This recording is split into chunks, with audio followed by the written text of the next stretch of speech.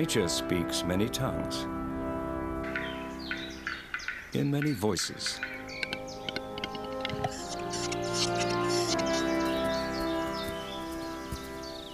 Or with no voice at all. Across the face of the planet, animals express themselves through roar, or click,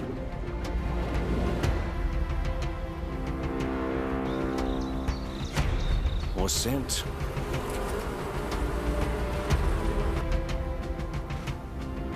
or touch. In secret languages shared only with their own, to feed off rivals. Summon the troops. Find a mate. Or sound the dinner bell. Communication tactics as diverse as life itself. Getting the message across is one of the animal kingdom's most complex ways to survive the wild.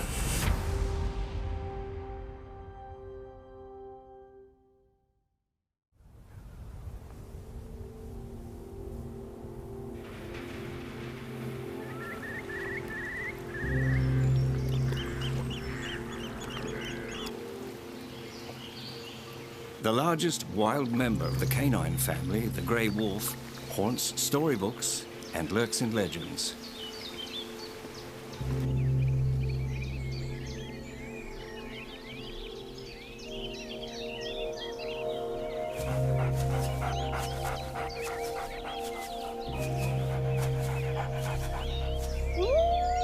But in truth, he's a family man who likes to keep in touch. Social animals, wolves prefer to live in tightly knit packs.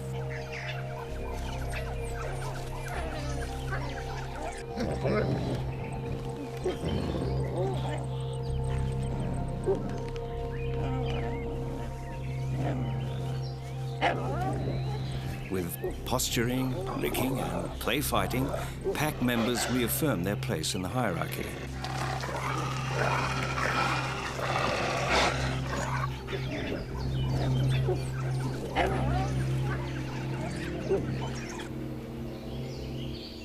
And when they have something to say to their pack mates, they say it.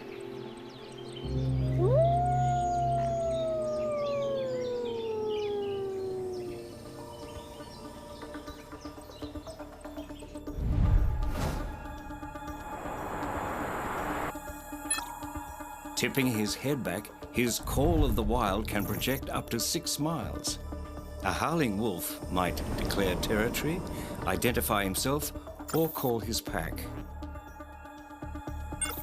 In the United States, amid the dense forests and open prairies of Montana, a howl tells the scattered wolf pack that it's time to get to work.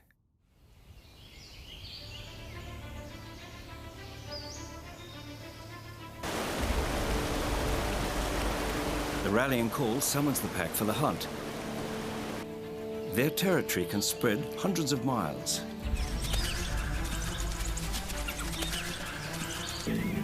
They catch the scent of a herd of bison in their range.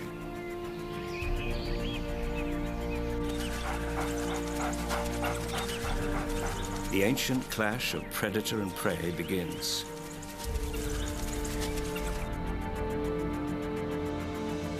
Each knows its role. The wolves draw as close as they can. They might trail the herd for days before striking.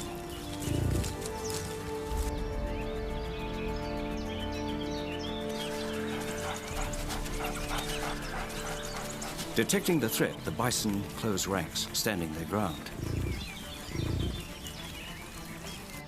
Now that they are close, the wolves prefer the herd to move before they can attack.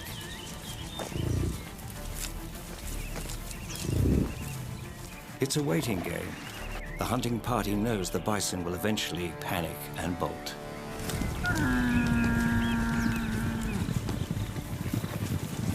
And when it does, the wolf pack targets its most vulnerable members, the calves.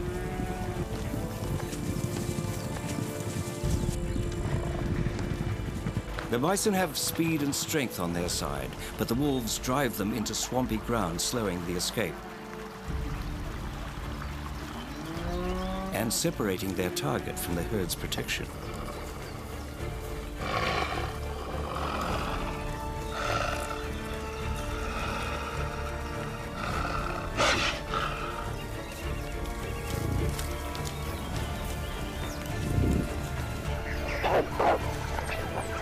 One wolf makes the kill, but the whole pack will share it. The alpha male and female who led the hunt get first dibs.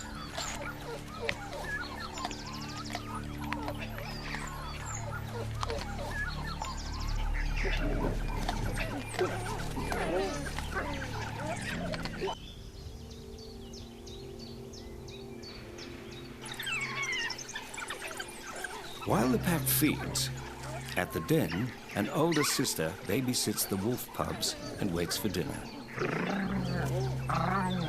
The pups are carefree, but she can't let her guard down.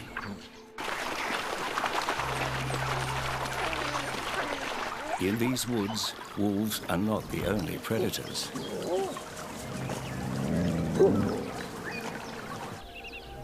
When a black bear wanders into her range, the pups are suddenly in danger.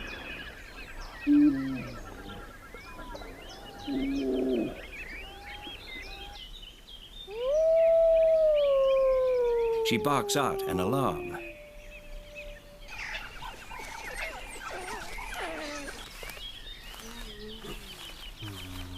Heeding the call, the hunting party rushes back, harassing the black bear and driving him from their range.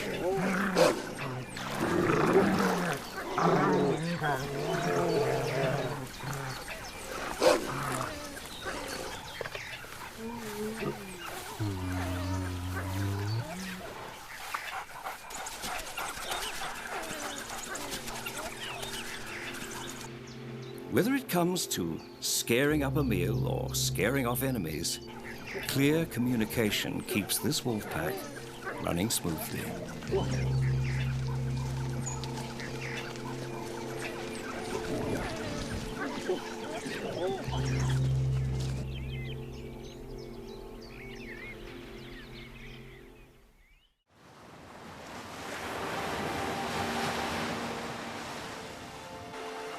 Out on the wide prairie, wolves howl to keep in touch. Deep at sea, sperm whales have their own ways of making long-distance calls.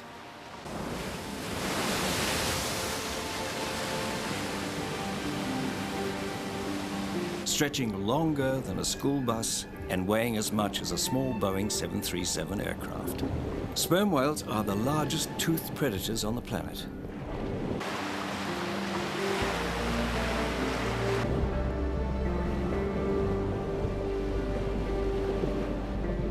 Gracefully traversing the seas, they have more to boast about than their enormous size.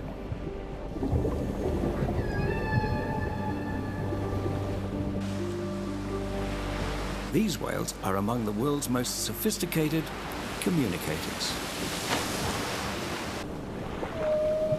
Separate pods of sperm whales make up a clan, which can range over hundreds of miles.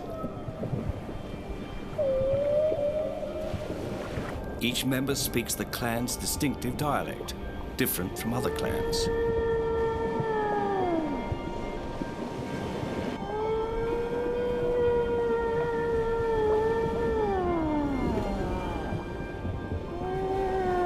They also share clan rules, which they transmit across the vast ocean.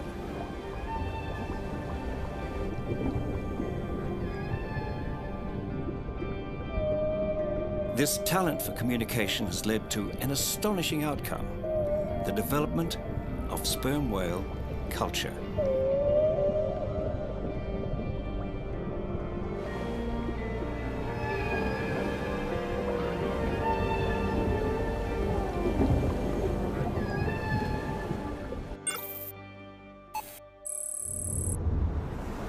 In the North Atlantic, a pod of sperm whales goes about its daily routine.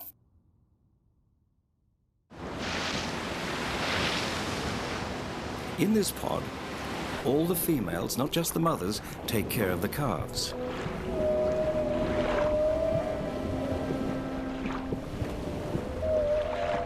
That's how it's done in the North Atlantic, but not necessarily in other oceans.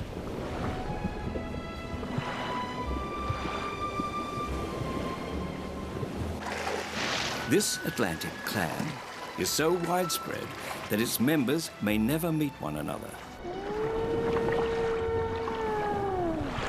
So, how do they share their culture? It doesn't hurt to be one of the loudest animals on the planet.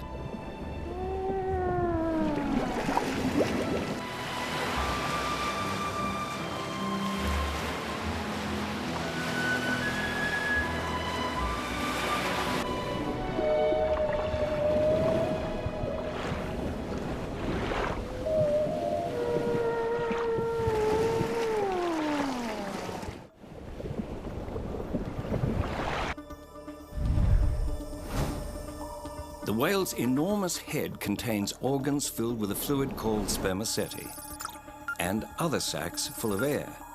They amplify the whale's rapid-fire clicking, which travels up to 37 miles through the water.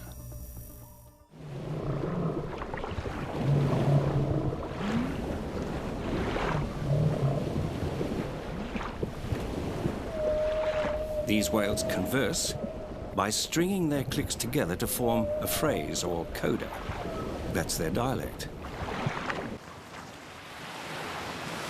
Whales in a clan share common codas, but each whale also has a unique signature coda. This big whale small talk helps whales identify each other in the gloom.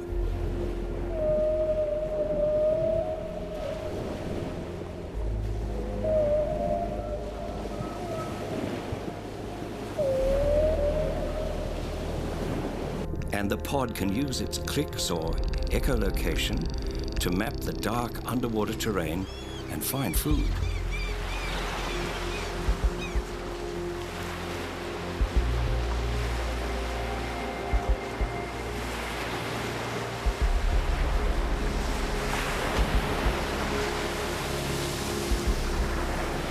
But sometimes community spirit can backfire.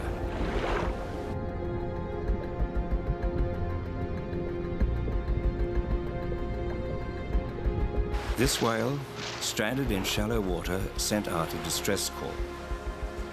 That can draw the rest of the well-meaning pod, placing them all at risk of stranding too. Luckily, not this time.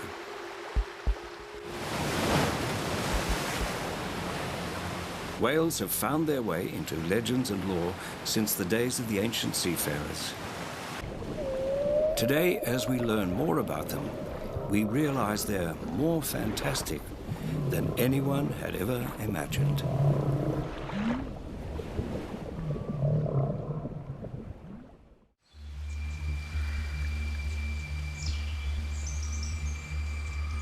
While the clicks of the whales transmit culture, the clucks of one Scottish bird send a message of love.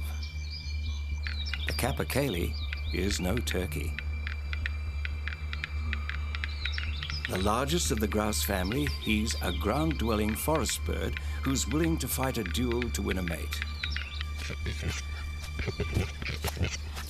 But first he must find her. The drably coloured hens keep a low profile, so it's up to him to make a statement.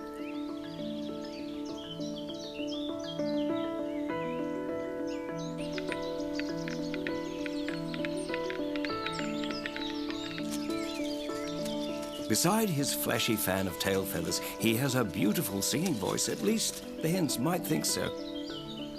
It just has to be better than any rival suitors.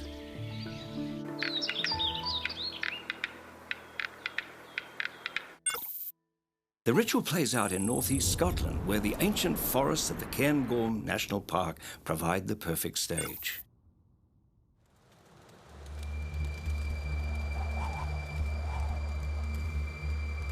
Here, capercaillies generally spend much of their time eating leaves and insects. But spring is coming, and this fellow has other ideas. The females in his range are not always easy to spot. So he attempts to lure them with his love song.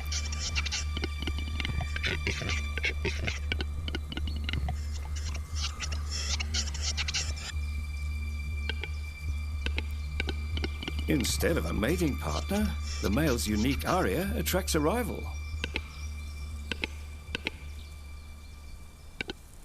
Their conflict begins with a competition to outcall one another.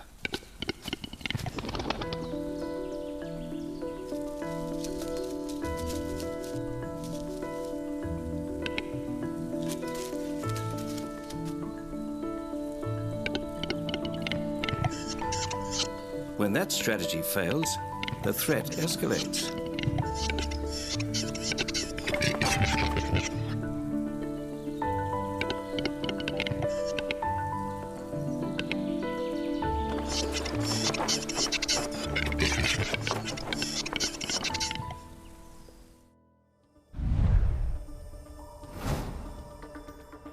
They circle each other like prize fighters, squawking the whole time. They fan their tails and ruffle their feathers to exaggerate their size. If neither backs down, they go at it with claws and beaks. The loser limps away, while his rival gets the girl. The defeated capercaillie is down, but not out. The breeding season's just begun, so he still has a chance to prove his manliness in another territory.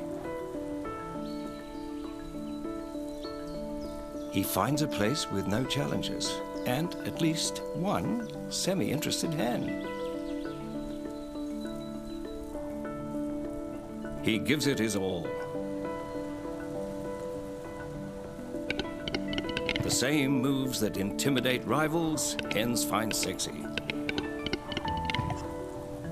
He has her attention. Now, he's got to bring it home.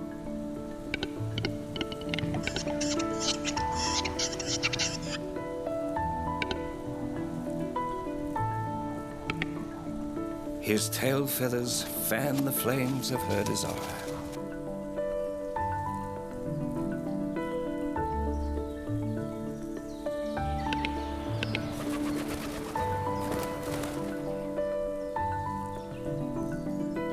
He's found his mate.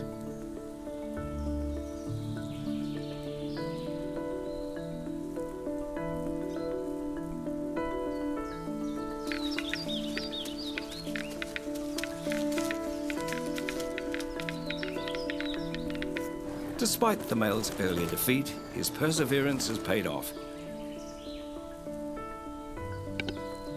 And so has his ability to communicate his virility.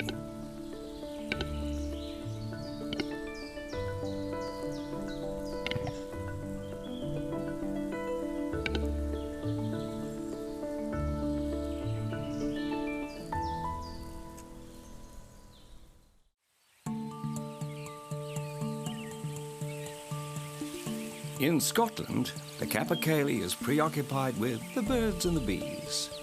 On the other side of the world, bees are more concerned with making a living.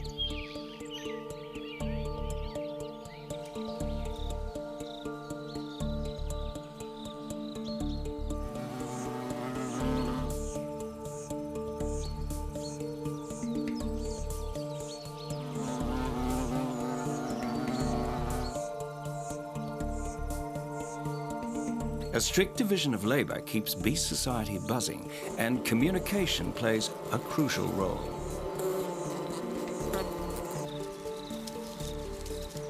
Especially when change is in the wind.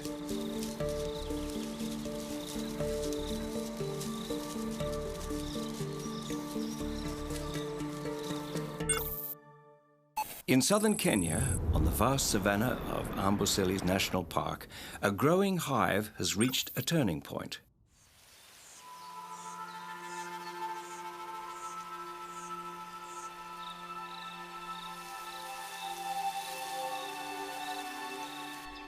It's gotten too big. So the queen has left to form a new colony, taking most of her subjects with her. She's the only bee who can produce new workers.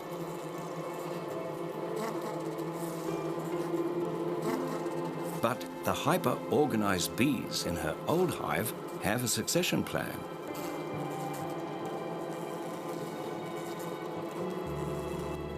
A new queen emerges from their ranks.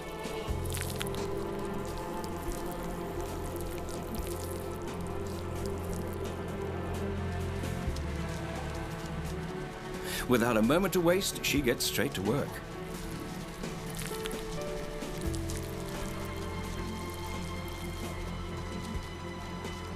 Her reign begins with her coronation. Touring the hive, she heralds her arrival by spreading her pheromone, ensuring her subjects' loyalty.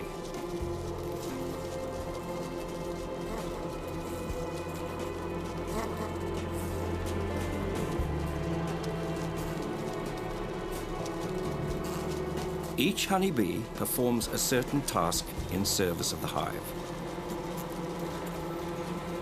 The crucial role of workers, all females, is gathering food.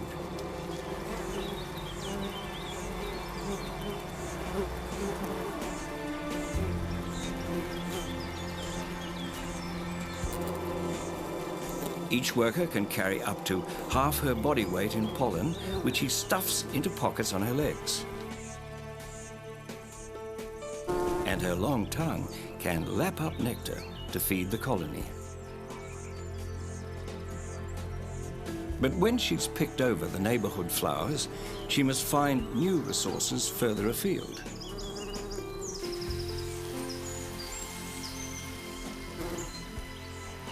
Her mission can take her more than 3,900 feet from the hive.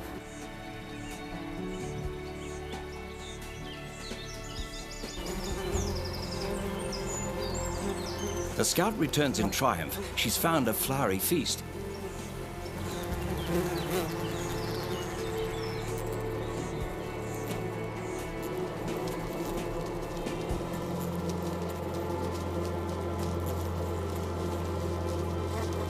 She communicates the address by performing a waggle dance.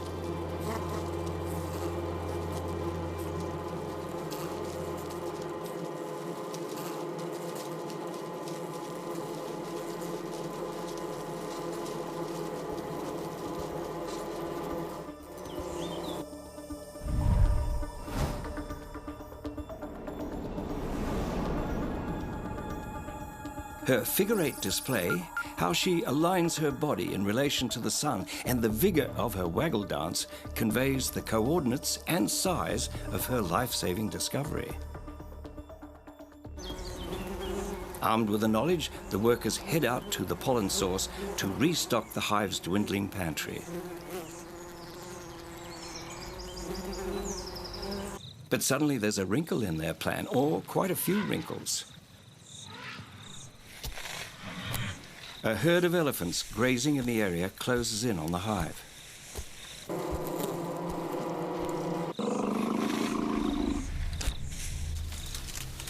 As they knock down trees to reach the most tender leaves, the tree with the hive could be next.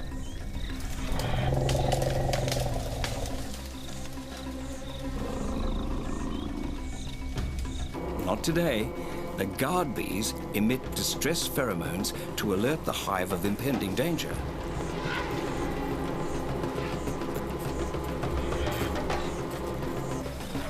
The elephants have size, but the bees have numbers.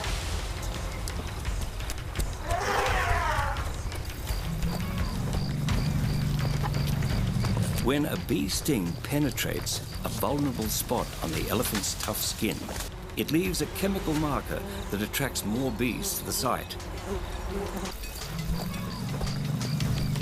The resulting swarm drives the elephants away.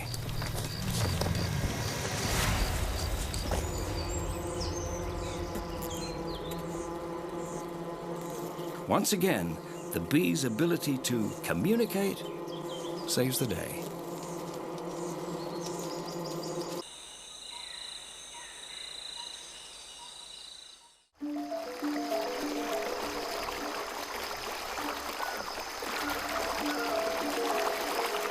Honeybees' black and yellow color tells enemies they best keep away, whereas chameleons use color to say all sorts of things. Moving undetected, this chameleon closes in on its prey.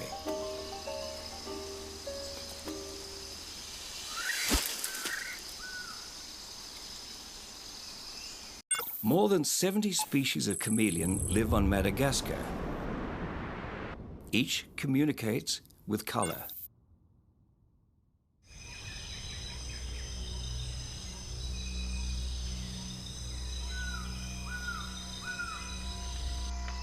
Many plants and animals on this isolated island live nowhere else in the world.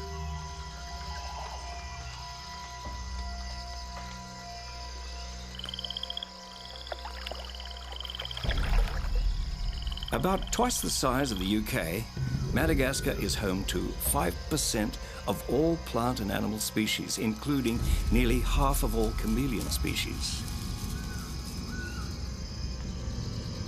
Sometimes called the eighth continent, Madagascar has a range of climates and geographic niches, with different chameleon species adapting to almost all of them.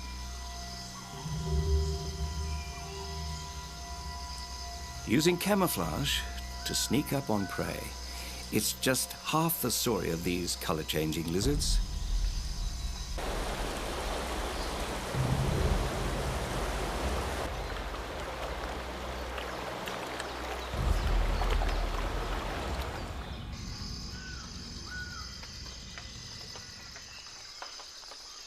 Chameleons also shift color to communicate with other chameleons.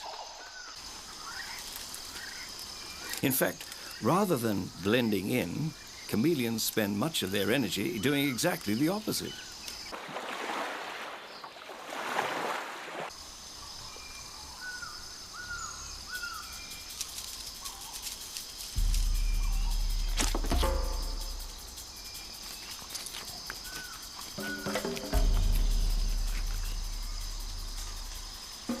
Using their own form of colorful language, chameleons silently converse with one another, revealing their intentions from courtship to competition.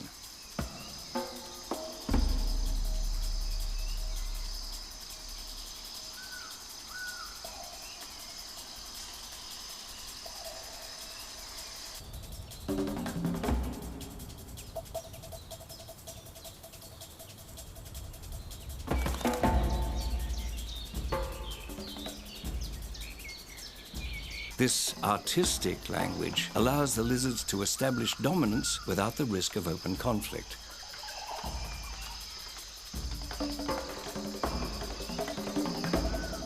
That's what these guys are trying to do.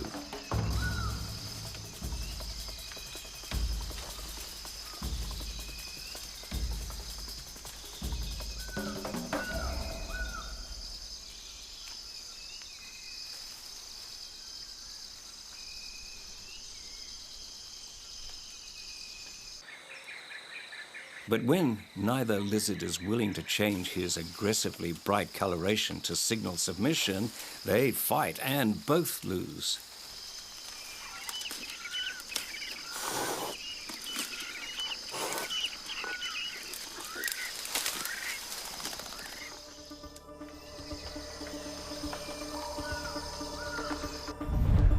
Chameleon skin cells contain nanoscale crystals. The chameleon can expand or shrink the space between these crystals, rapidly altering the color of light they reflect and therefore the color of his skin.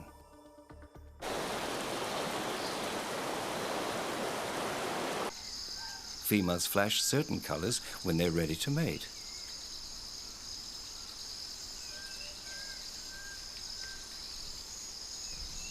This female's drab colors are just what this male is looking for.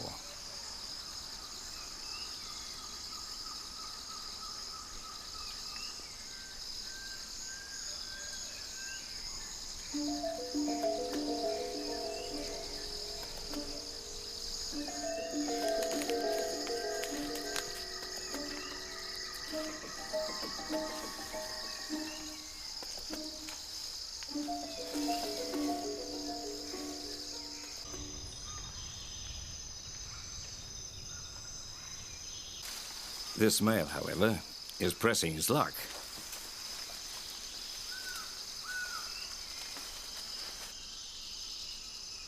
The female's coloration clearly states she's not interested.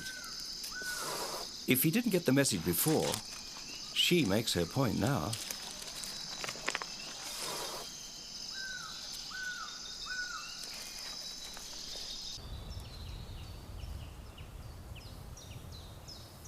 He'll have to wait. But thanks to this species' amazing strategy of color-based communication, he will know when the time is right.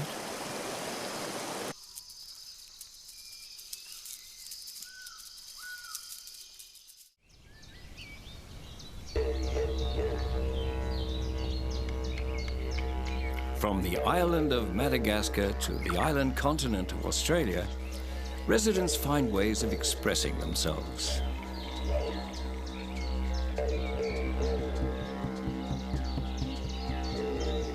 Up to 20 eastern grey kangaroos can live in a mob, making them the most social of the roos. Getting along means being able to communicate.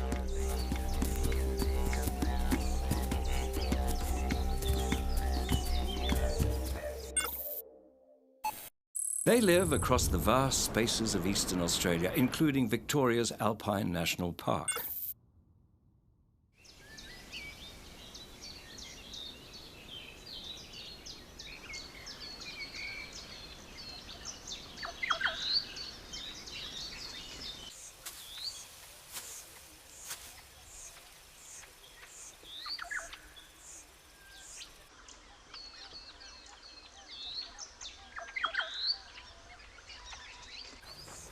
The alpha male, heavily muscled and standing over 7 feet tall, communicates his rank by just showing up.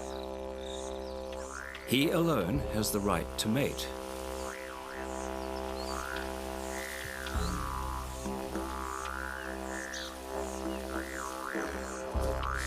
Subordinate males, along with females and their young joeys, make up the rest of the mob. They reinforce their social bonds by grooming each other.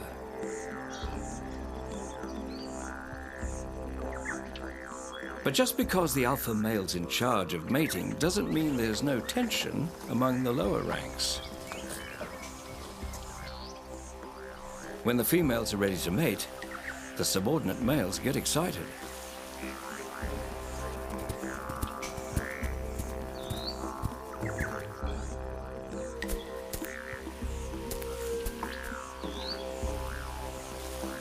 They fight for the right to pair up with her and tend to her like a manservant.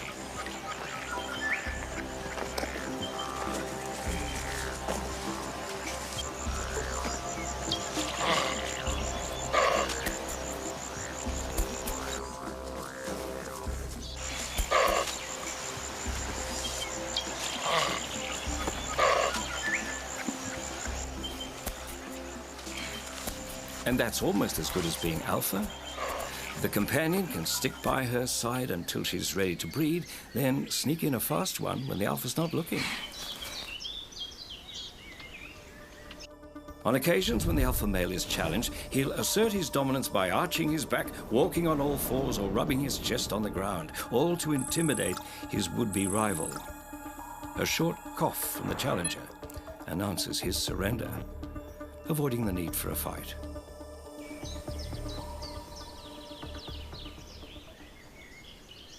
Within their range, the kangaroos know few natural predators, except for dingoes.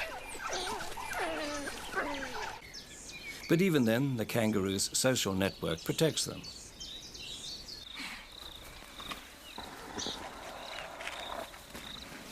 The bigger the kangaroo mob, the more eyes and ears to watch and listen for danger.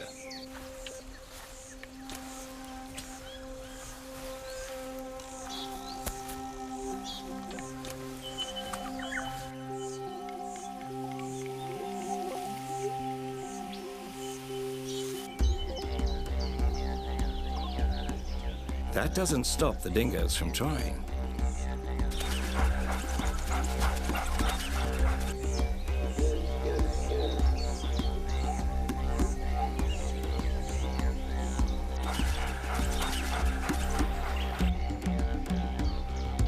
But they don't get too close before they're spotted.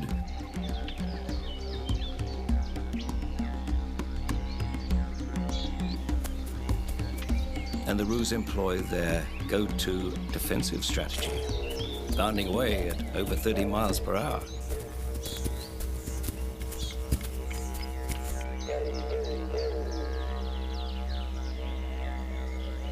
And those powerful legs can thump the ground to sound a warning to the mob or to scare off predators.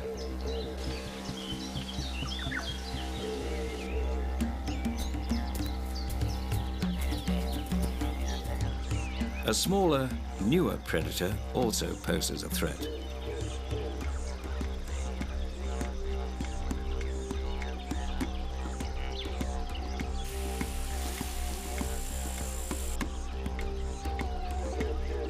The fox. Introduced to Australia in the 1870s for sport hunting, targets the vulnerable joeys.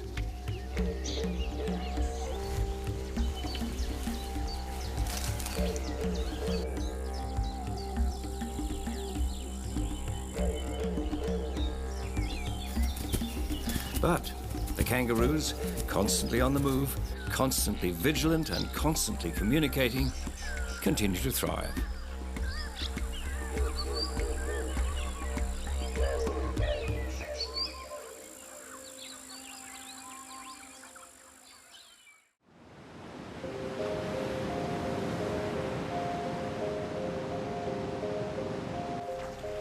Away from the grasslands on Australia's coastline, another group of residents communicates by land and sea.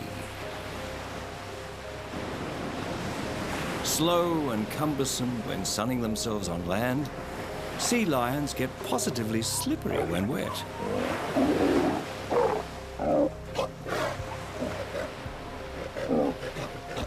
Transforming into agile marine predators rightly named the lions of the sea.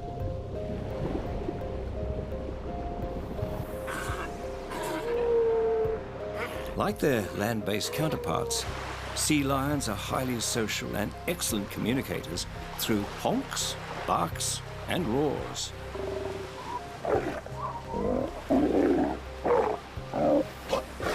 In fact, they bark for a lot of reasons, making for quite a noisy colony.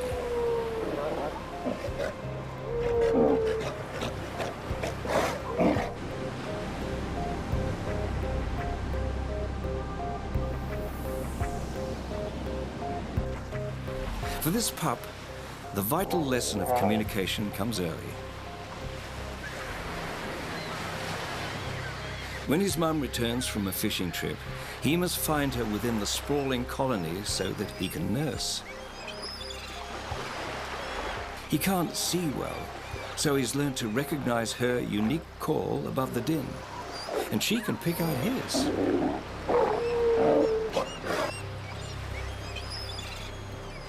The island is crawling with nursing mothers,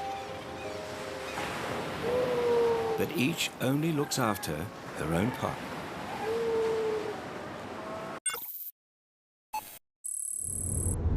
Australian sea lions live strictly along the western and southern coasts.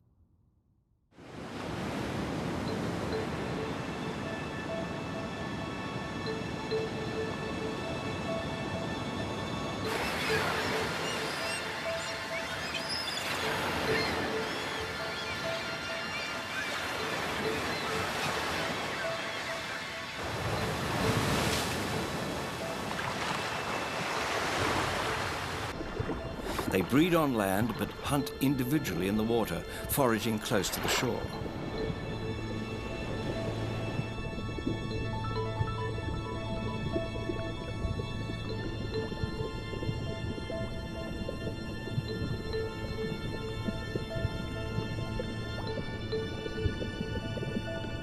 When pickings get slim, the sea lions must move further out to sea. If they expect to eat today, they'll need to work as a team. They're in luck. They join a passing dolphin pod herding a school of fish. There's plenty for everyone.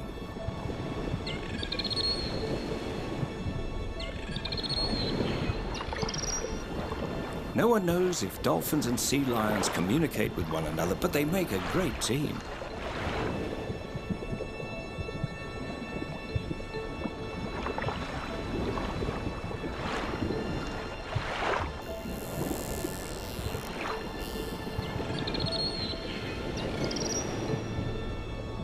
Keeping the school from scattering, they take turns capturing mouthfuls of fish.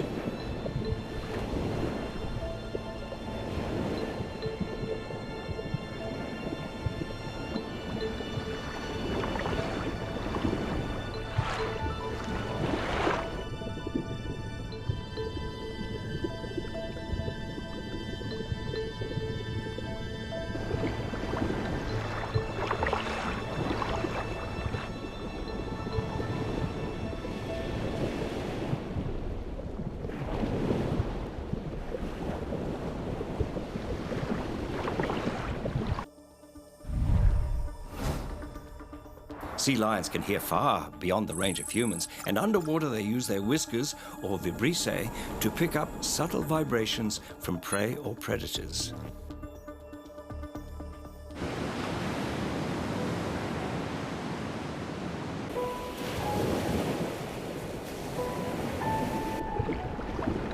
Bellies full, they return to shore.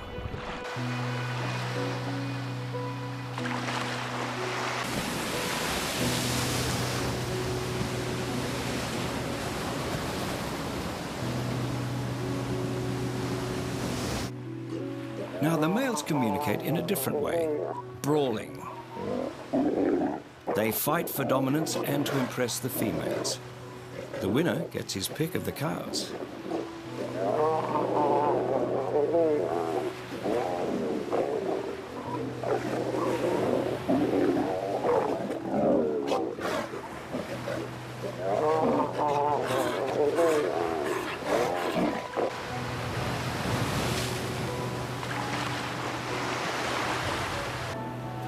Finally, the winning bull and cow seal the deal.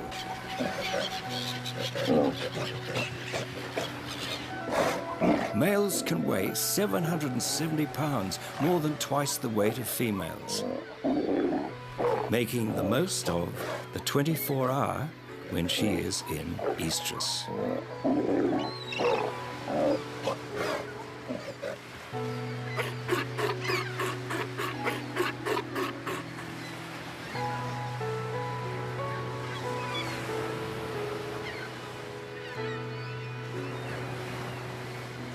As the breeding season ends, calmness prevails.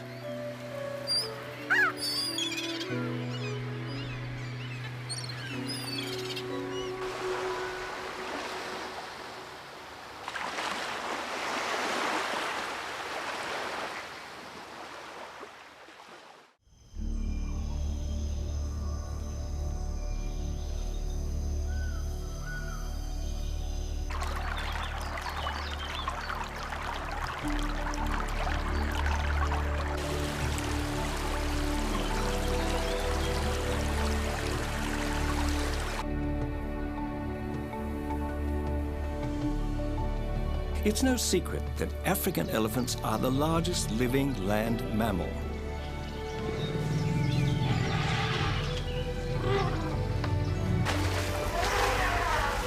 What's less obvious is the fact that these icons of the savannah are colossal communicators too. This herd follows its matriarch, generally the oldest female. She's a woman of few words who leads by example.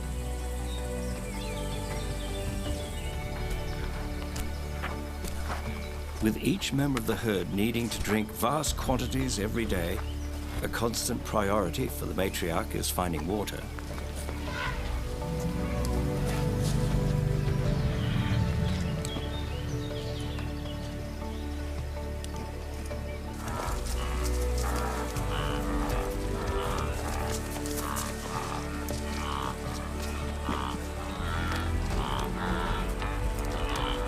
Since a grown elephant drinks about an oil barrel full of water a day, the herd needs a dependable source.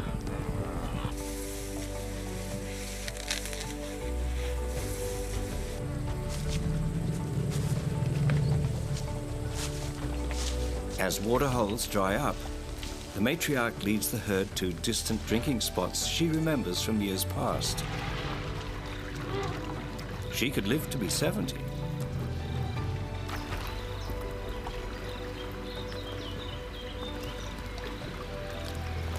In this especially long, dry season, the herd needs to keep moving to quench its thirst.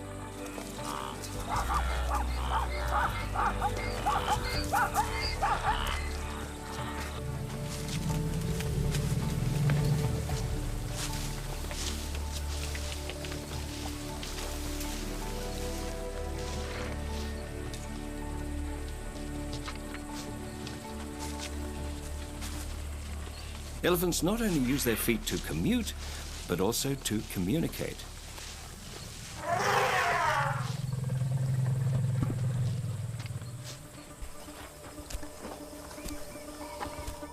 By pressing their front feet to the ground, elephants may pick up seismic vibrations that travel through their bones into the middle ear.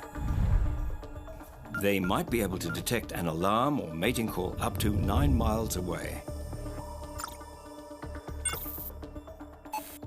In northwest Namibia, elephants in the Etosha National Park put their communication strategies into action.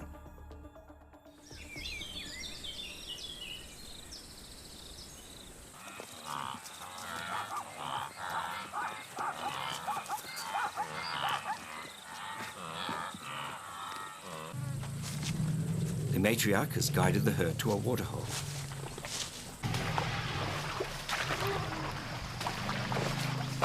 But the elephants aren't the only thirsty visitors there.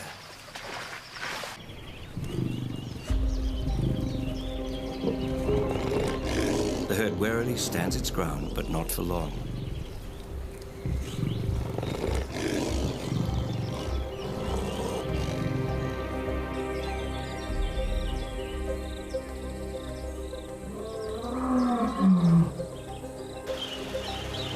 The risk to the elephant calves is too great. The elephants play it safe and abandon the waterhole to the lions.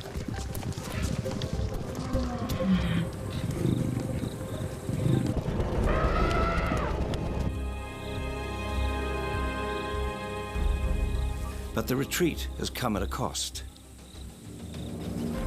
One of the males got separated from the herd that's now far away.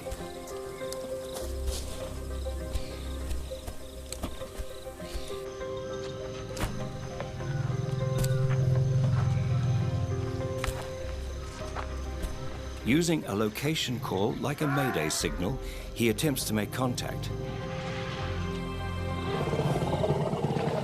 The low-frequency sound, inaudible to humans, carries across the savannah.